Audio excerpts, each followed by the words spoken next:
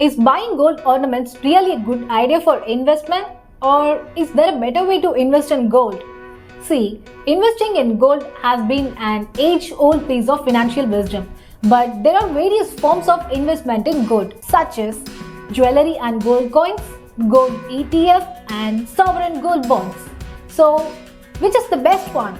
Let's check out. But before we go to that, if you have come to this channel for the first time, do subscribe and press the bell icon to get notified about such interesting and useful videos.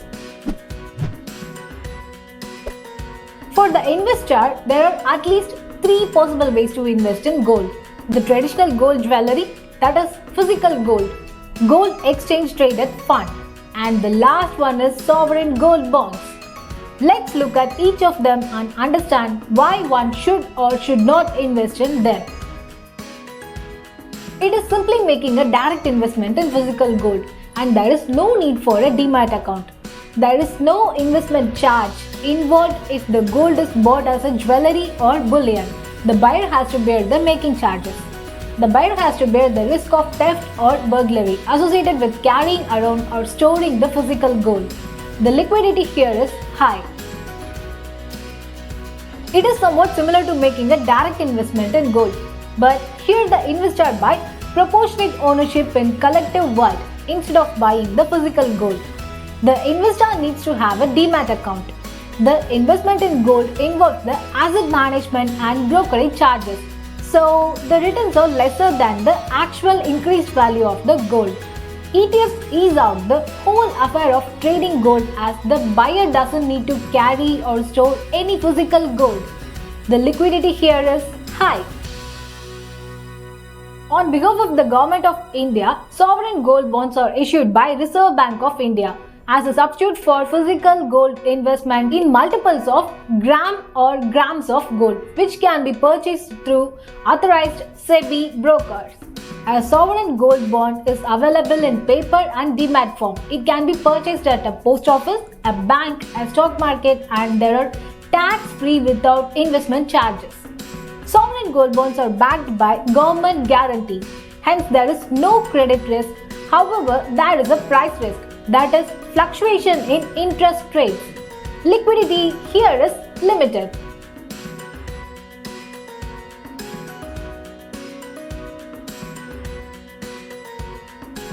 Always being the most traditional and easy to buy method to invest in gold and has earned the goodwill of people. Always being the due to change in the lifestyle, threat of loss or damage to the physical gold and loss of value due to hefty wastages, tax and making charges, physical gold are less attractive.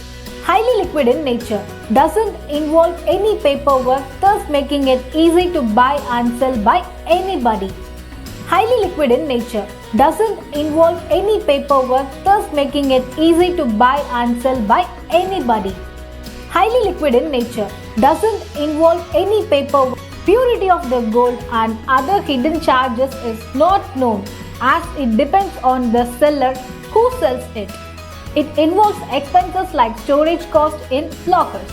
It involves expenses like storage cost. Investing in gold ETF can provide you with exposure to gold's long-term stability while offering more liquidity and more diversification than individual gold stocks. You need to open a demat account and has to gain some knowledge in share markets, which cannot be possible by everybody. To begin trading in gold ETFs, you must purchase a minimum of 1 unit of gold. The units can be bought and sold much like stocks. Through your stockbroker, gold prices on the stock exchange are more transparent. There is a cost to invest in gold ETF. You have to pay an expense ratio mostly in the range of 0.9 to 1%. This means you will have to pay a fee equivalent to the expense of the ratio. So, if the value is up Rs 100 and at 1% expense ratio, you will get Rs 99. The buyer need to have possess the actual gold, which results in less risk and cost. Besides expense ratio, check for brokerage cost of opening a demat account and taxes. So, besides expense ratio, Gold tends to rise when the dollar is weak. So, if your investment portfolio holds assets that have risk exposure to the dollar's downside, thus gold ETF may help you hedge that exposure. Sovereign gold bonds are more secure and pure as it is issued by Reserve Bank of India and are issued in tranches. It is available in paper and demat form. Customers will get a set interest rate of 2.5% by annually in addition to the gold returns. The purity of these bonds has no question as it has been in electronic form and backed by Government of India. There are no additional charges to invest in these bonds as we have in physical gold and gold ETF. Also, these bonds are tax-free without any hidden cost. The maturity period of the sovereign gold bond is 8 years. Yearly encashment or redemption of the bond is allowed after 5th year. If you want to sell it even before 5 years, you can sell it anytime through stock exchange if held in the demat form. If not in the demat form, then you can convert it in demat form. The advantages of using a SGB is its lesser liquidity nature. SGB can be purchased in any post offices, bank and in stock markets, thus making it easy for anyone to invest and also less complex comparing to gold ETF. For the serious long-term investors who would like their investments to earn even while you stay invested, the SGB are a good bet. The 2.5 interest given each year will make the returns higher than the physical gold and gold ETF. So, what's your opinion about the gold investment? And if you're having the idea of investing in gold, how you're going to do so? Share us in the comments below.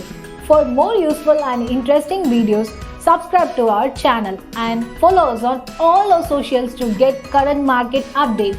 Visit our website www.tradeplusonline.com. Follow us on socials. Thank you.